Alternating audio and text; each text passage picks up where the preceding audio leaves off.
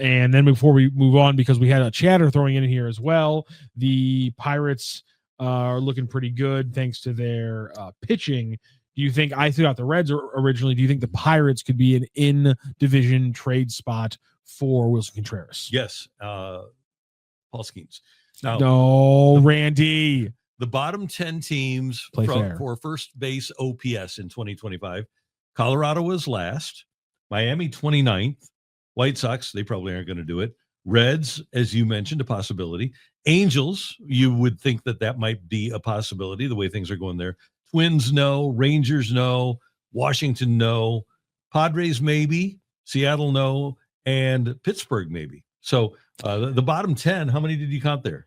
And you had Pittsburgh, Padres, Angels, Reds, Miami. Five of the bottom 10. And then you cross-reference that list with the DH OPS, and you get a couple teams that pop up in maybe not the top, but maybe not in like the bottom 10.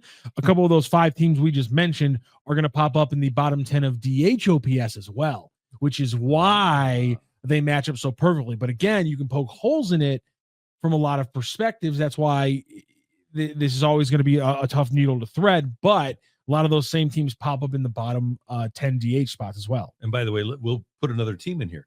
Here are the bottom 10 in OPS for DHs, okay? Let's go bottom 11. Arizona, probably There's not. Another Cleveland, the Mets, possibility. I like, okay. Pittsburgh, Miami, the Padres, and then Minnesota and the White Sox. So, this is my point. So, I mean, heck, even the Twins. I know that was a dark horse. I know you kind of you kind of dismissed that one, but the Twins are bottom 10 OPS in both first base and DH. But they aren't going to spend any money. They basically gave away anybody on their team that made money. They traded 10 players at the deadline last year, and they fired their manager. They're going minor league. Fair enough. They're kind of like the Cardinals. But the bottom line is there are, and this is why we did this segment a few weeks ago, there are teams that match up to like, okay, it makes sense why we suck at first base, we suck at catcher, or we suck at DH. And there's a couple teams in that list that we threw out there that do have some young players. And is that going to stop teams? To your point, are they spending money? Are they willing to take on almost $20 million? Those are the big questions you got to ask every time you run through those. Okay, so here's the big thing. I think we need to accept the fact that the return for a guy like Willson Contreras is not going to be great. Even though he's a very productive player and teams can use him, the value that the Cardinals are going to get from trading Willson Contreras is not kind of like what my idea was for Arenado last year. And by the way, Arenado would be in the same boat. But the value that the Cardinals will get is getting that salary off the books.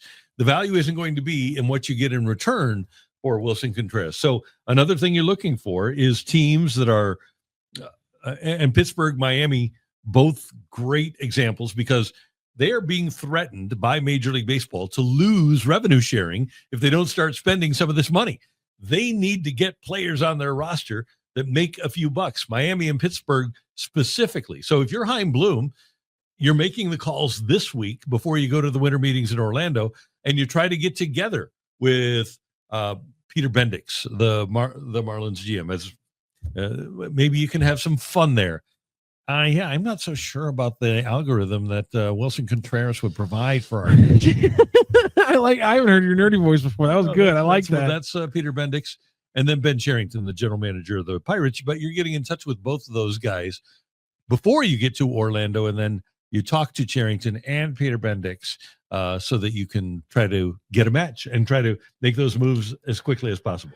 Ghostface Gaming 22. Let's trade Contreras, Newt Bar, Burley, Donovan, JoJo. We can be the new Pirates. Yeah, there you go. I don't think that we need to do that. So, by the way, I know. Again, it sucks, but the Pirates do have a future Hall of Famer on their roster, and they in Paul Skenes. Yes, and they sucked for a few years to get that draft pick. Yeah, I'm not saying you want to do it. I'm not saying you should do it. I'm saying that's what happened. What really worries me is what are the Cincinnati Reds doing this offseason? The Reds have so much more room to climb, and they have a great manager. A couple of really good starting pitchers. They do have a great manager. They're making a little bit of an effort. And their ownership is bad. Bob Castellini, former part owner of the Cardinals, has not done a good job there. That being said, Tito Francona has overcome bad ownership in the past to do pretty well, and budget constrictions in Cleveland that he did very well with actually took them to the World Series. So, yeah, I think that they're a team to be reckoned with without question. Speaking of potential options for Willson Contreras, speaking of the wonderful content here on STL Sports Central, Bernie Miklasz in his daily video today. And if you want to watch those videos, a great way to do that is becoming an STL Sports Central insider. All those videos are there for Bernie, but if you really want the nitty gritty, all the great stuff from Bernie Miklasz, you got to subscribe to get all of his columns on STL Sports Central, $9.95 a month, $99.95 for the year, and you will get all of the Bernie Miklasz content, not just the videos, but all of those columns. You also get the full version of Randy and Bernie and anything else and all the stuff that we're cooking up behind the scenes here when you become an STL Sports Central insider. So again, one of those great things about this channel is Bernie Miklasz. We talked about the Marlins, the Padres, the Diamondbacks, and some other teams, but Bernie Miklasz has some own options of his own of potential fits for Willson Contreras around Major League Baseball. Let's hear it. Give the chance of a Contreras trade happening only a 15% probability, and ESPN suggested that the best fits are the Padres, Marlins, Diamondbacks, and Pirates. I actually think there could be other teams on the list because, as I will explain here soon, there aren't many right-handed hitting first basemen out there who can match his offense. I realize this is all speculative, but if the interest level in Contreras is real and he is of the mind to approve a trade, this could be good for the Cardinals, and it could be positive for a good man, Willson Contreras, if he wants to move to a contending team, or maybe even just to a major league market that he would like to play in. Tell you what, it feels good when Bernie Miklasz says something similar to what you were saying. So there it is. A lot of other teams, right-handed hitting first baseman. We just went through it. A lot of teams need them. A lot of teams need right-handed hitting DHs as well, according to the numbers that we were looking up. And it's not going to be those four teams. One of the things I got dangerously wrong in that segment when we did talk about Contreras a week ago was I thought that maybe that the first base market was going to have to develop before we started hearing things like that. I appear to have gotten that wrong. Well, here's the thing. If you are another team, it's developing already, and you know what he's going to make. Okay. You have cost certainty for a couple of years with Contreras, rather than deal with Scott Boras and Pete Alonso asking for $35 million a year, whatever they're going to ask for. Why not take advantage of the cost certainty that a guy like Contreras would provide, especially when you, in terms of what you're giving up in terms of prospects, it wouldn't be what you'd have to, you wouldn't have to give up anything more than you'd have to give up for Pete Alonso. With both of them, basically what you're giving up is money. So if I were in the shoes of another team, and Pete Alonso's a really good player, but if I'm the Mets, would I rather give up nothing for Willson Contreras, or would I rather give up twice as much money, or even 50% more? If Alonso wants $30 million a year and I can get Contreras for $18 million a year, I'd rather have Contreras at that price point than Alonso at his price point. Yeah, absolutely. And how much do you think I know it's not the premier thing anymore, but the fact that as Passan refers to him, he played incredible first base defense. I mean, how much does that change the potential conversation? Because again, if you're an outside team, you're not just having a conversation about a DH who only hits 20 home runs. You're having a conversation about a plus defensive first baseman who can also give you, an 800 OPS as a DH, as a secondary option. I mean, that's versatility. That's, value that he wouldn't have had at the beginning of last year. Yeah. So there are a lot of positives. Now, one of the teams that we want to think of, because they spend a lot of money and they lost Paul Goldschmidt, is the Yankees. I think the Yankees, because Grisham accepted their qualifying offer, are pretty well set because they have Ben Rice at first, and he had a really good year. And Chisholm is going to be there. So you'll have him at second, but then their outfield is going to be Dominguez in left, who was their number one prospect last year. Trent Grisham, who had 34 home runs, and then Aaron Judge. Plus their DH is Stanton. So there's probably no room at the end for a guy like Contreras with the Yankees. However, if Boris can trick somebody into taking Alonso, there would be an opening for the Mets. I'm looking at it right now. You take him out, and their DH last year was a 36-year-old Starling Marte, and that he only had 300 at bats, and he was fine. He had a 111 OPS, but how much is OPS plus? But how much is that going to happen? Again, if you take Alonso out, there's no other first baseman even on their roster last season.